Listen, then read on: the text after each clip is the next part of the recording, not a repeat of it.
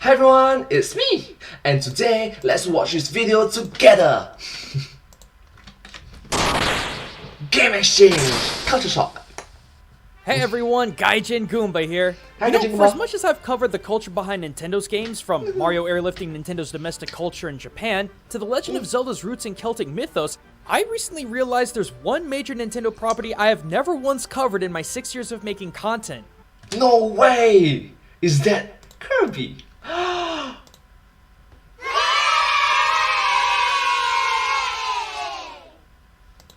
my god! Fanboy just... That's Kirby. Kirby. And Yeah! It's actually pretty bizarre to me in hindsight because underneath Kirby's calm, cute, and simplistic gameplay are cultural inspirations that span coast to coast all over the world. And much like the driving force of Team Fortress 2, it's all about the hats. From Kirby Superstar on the SNES till today, with Crystal Shards being the exception, Kirby's abilities have always been represented by different kinds of hats as a way to distinguish each ability. Some of the hats were simple choices like Sleep being a nightcap, Fighter being a bandana, and Cook being a chef's hat. But there were so many others that held cultural references within them, like the wing ability's flowing feathered headdress that gave Kirby the ability to shoot feathers and dive bomb his enemies. This hat is known as a double trailer war bonnet. Now, we tend to see these as just another stereotypical aspect of Native American culture, but in reality, this decorative headwear was insanely important to the plains natives. Why? Because chiefs and warriors weren't simply given a huge headpiece of feathers to wear for formality or ceremony. Every single feather told a story. Each one was earned either through an act of courage on the battlefield or given to them by the current chief for a selfless act on behalf of the tribe. Wow, that's really impressive. The more you know. Thank you so much. This episode has been very educational and knowledgeable. Let's continue watching it. And as the eagle was seen as the strongest of all animals, it was its feathers that hallmarked the greatest of feats from the members of the tribes. That's why these days it feels like such a grave offense when these headdresses are only seen as a fashion statement made by others. Anyway, as the Kirby series progressed, more and more hats popped into play, most of which had simple historical backgrounds. Painter Kirby? A beret that was made popular by Richard Wagner, Rembrandt, and other artists. Yo-Yo Kirby? Whoa, 90s backwards cap. Dr. Kirby? Well, yeah, before the advent of handheld lit magnifying devices, head mirrors were actually a pretty fantastic device that doctors would use to redirect light while inspecting the body. And there were some popular cultural references, such as Archer Kirby being Robin Hood and Whip Kirby being Indiana Jones. But then there were a few hats that just didn't seem to make any sense. Like, why exactly does Beam Kirby use a jester hat? I mean, sure, perhaps court jesters knew a few magic tricks, but not high-powered energy blast. Is that a few magic tricks, but not Kame! Of course not lah. So today, in honor of Star Allies, I want to break down some of the weirdest choices for Kirby's ability hats the franchise has ever seen, and explain why they really aren't as bizarre as you might think. And no, I honestly have no idea why Beam Kirby uses a jester hat. Starting with the ability wholly original to Star Allies, the stick ability. Now, granted, if Monkey you're an King. anime fan or you paid attention to your middle school literature class, this one might seem familiar. But for the rest of you scratching your heads, let's leave Nintendo momentarily and hop over the Sea of Japan into China, where we find the origin of not only this hat, but the copy ability itself. Journey to the West. 西游记. A 16th century literature classic, 西游记, or Journey to the West. Did you just pronounce 西游记? Either ways. An epic tale involving a ragtag group of demons turned Buddhists as they lead a monk from China to India in search of sacred sutras. Starring the biggest jerk between heaven and hell, Sun Wukong, the Monkey King. Seriously, this guy was a terror. It's not called Sun Wukong, it's Sun Wukong. Either ways. His entire existence was proving how much stronger he was than anything and everything else. After dominating every rival on Earth that he had, he fought and decimated the armies of Heaven and Hades until the Buddha himself had to trap him under a mountain. 五指山, boom. But in a show of mercy, the Bodhisattva of Compassion, Avalokiteshvara, said they would free Sun Wukong if he assisted the monk named Tan Sensang in his journey to India. 唐三藏. Seeing freedom, Sun agreed, but the Bodhisattva was wise to Sun's tricks. They placed on Sun Wukong's head a glimmering golden band that couldn't be removed, and instructed Tang that if Wukong ever got out of line to chant a special sutra and the band would shrink, causing Wukong great pain. Looking back to Kirby's stick ability hat, it bears a striking resemblance to Wukong's band. Gold, curling up in the middle. But then you have Kirby's stick itself, and this thing is pretty 金箍棒. Okay, it shouldn't be called 金箍棒. It was originally called 定海神针, which is like the needle that calm the seas. Like if you pull out the needle, the seas will erupt, something like that. Yeah, so the more you know. pretty dang malleable, bending and stretching to all different kinds of lengths. Well, Sun Wukong's weapon, the 𝐊𝐢𝐫𝐤 Goombah, was 如意金箍棒. no different. A double golden-tipped rod that could change size at his disclosure. Next, for any fan of Dragon Ball that might have been bored during that explanation, this one's for you. Because there's another copy ability hat I am convinced is solely tied to that freaking franchise. Cutter. Yeah, Cutter. One of the most iconic and recognizable copy abilities in the entire Kirby series actually has more to do with popular culture than historic. But let's look at the hat itself, cause this one really confused me as a kid. You have the cutter blade that goes down the middle of the hat, which, okay, fair, the Sir Kibbles have a helmet that functions the exact same way, but then you got eyeballs and freaking wings on this hat. Why? This ain't Mario 64, what's the point? Well, if you're a hardcore Jump fan, you might recall an adorable little android named 𝐴𝐫𝐢𝐫𝐤. Oh, Goku. Okay, at least the Goku is like one of the characters in Dragon Ball. She was the star of Toriyama's previous series, Dr. Slump, but she's made regular appearances in Dragon Ball and had a guest episode in Dragon Ball Super. Yeah. Notice anything particular about this character?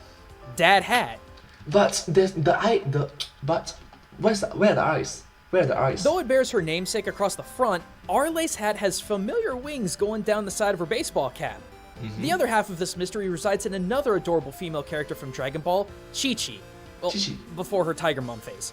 On her helmet is a bladed crescent, which, much like Kirby and Sir Kibbles, she plucks off her head and launches at her enemies. And yeah, if Master Roshi was any example, it cuts pretty deep. I know that the popular theory is that the cutter design came from Ultra 7, but the combination of 𝐊𝐤𝐫's helmet blade and 𝐴𝐫𝐢𝐫𝐤's wing cap makes for stronger evidence comparatively. And who knows, maybe the folks at 𝐊𝐤 were big Shonen Jump fans. Now let's hop all the way back to North America because the wing headdress isn't the only copy ability had to have come out of this continent. In Kirby Planet Robobot, the poison ability made its debut, replacing water from Return to Dreamland.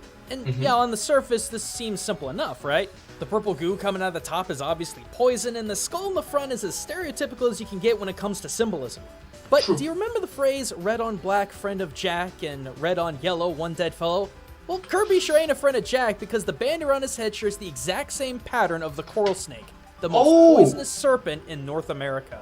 The pain that comes with the venom is pretty marginal, but if it's not treated immediately, the coral snake's neurotoxin will actually shut down your entire respiratory system.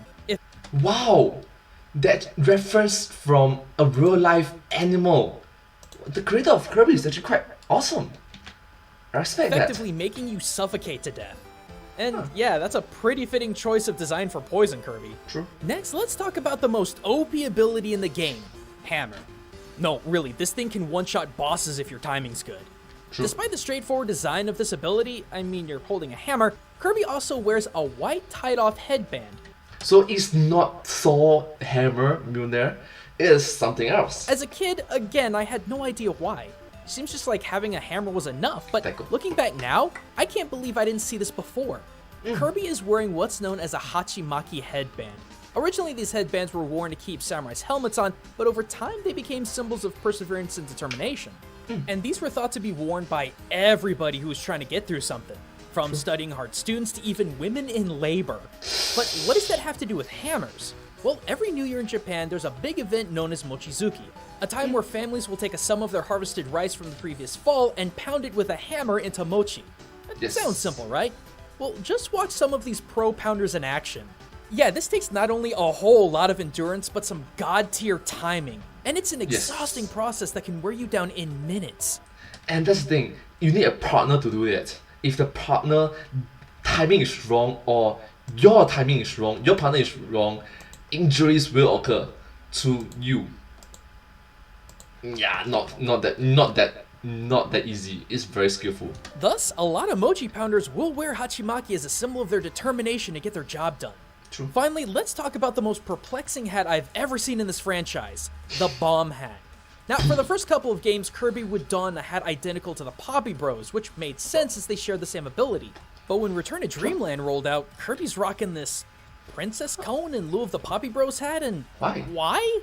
How in the world could there be any connection between the ultimate symbol of European womanhood and one of the most destructive weapons mankind's ever created? It's something that I've been pondering ever since the game came out. But thanks to extra credits who've been covering the life of Genghis Khan, I actually stumbled on the one thing that brought these two iconic symbols together: the Mongols. You ever wonder where the stereotypical princess cone came from? Cause it won Europe! The concept was actually imported into the West from the Great Mongol Empire in 1279. See, back then, from the eastern coasts of China to Turkey to the borders of Hungary, Genghis Khan held territory throughout the majority of Asia and even parts of Eastern Europe. The Mongolian Empire. With such a massive expansion of the empire came with it cultural integrations from the Mongols as well. True. The flashiest of which was the Bokta, or Kuku as it was also called. An exceptionally tall and lavish hat that married Mongol women would don, and when I say this thing was tall, I mean it could be anywhere from 2 to 7 feet tall. The higher the hat, the higher in society these women were. Over time, this lavish hat made its way into the hands of Central and Western Europe as the Mongolian Empire was right on their doorstep, where women fell in love with the lavish design of the headdress and redesigned them into Hainan hats. But seeing as they lacked the peacock feathers and precious metals that the Mongol women would use, European women would dress their Hainan hats in silk and lace streamers. Thus, the iconic hat of noble European ladies was created, and for some reason Kirby equips it when he's got the ability to lob ordnance around. Now, let me back up a bit, because before anyone makes the assumption that these high-class Mongol women were little more than flashy figureheads... They can carry bombs and throw... doubtful. Oh, buddy. These weren't just Mongol queens, they were war queens. Just as they shared many of the same responsibilities of their male counterparts in the steppe, so too did they share their ferocity on the battlefield. Equally dangerous. In fact, one historian was quoted in saying that Mongol war queens would viciously fight with their infant children still strapped on their backs. Yeah, not sure if such a thing was true or not, but it definitely illustrates the Mongols' capacity for war despite gender segregation. And it's that tradition of war that brings us to the other aspect of Bomb Kirby, the bombs themselves. As the Mongol Empire spread south to China and Korea, the Great Horde also took a stab at Japan in 1274 under Kublai Khan.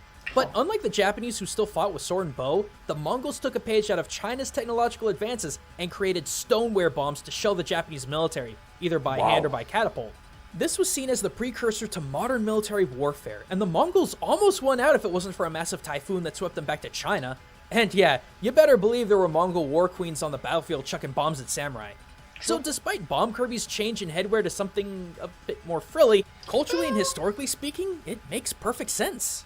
I could honestly keep going on and on with these references. I mean, just looking at Stone Kirby gives me some hardcore terracotta soldier vibes with his Chinese helmet, but I think I better wrap it up for now.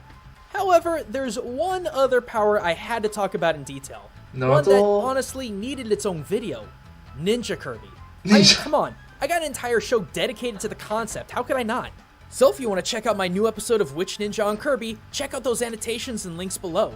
But if you're looking for something a bit more scientific, I suggest MatPat's game theory over what the heck Kirby actually is. It's a pretty fascinating look into the pink boy using microbiology of all things. But thanks for watching everyone, and until next time, this is Gaijin Goombah, signing out. Thank you so much for watching this video. I hope that this video has been very knowledgeable and wisdom filled for you to watch. If you do like this video, please remember to like, share and subscribe to my channel and comment down below if you have anything to share with us. Don't forget to follow my channel as well, and I hope to see you in my next video. Thank you so much. I sincerely appreciate all of your support and encouragement for my work. But hey, that's just a game exchange. Culture shock. Thanks for watching. Thank you.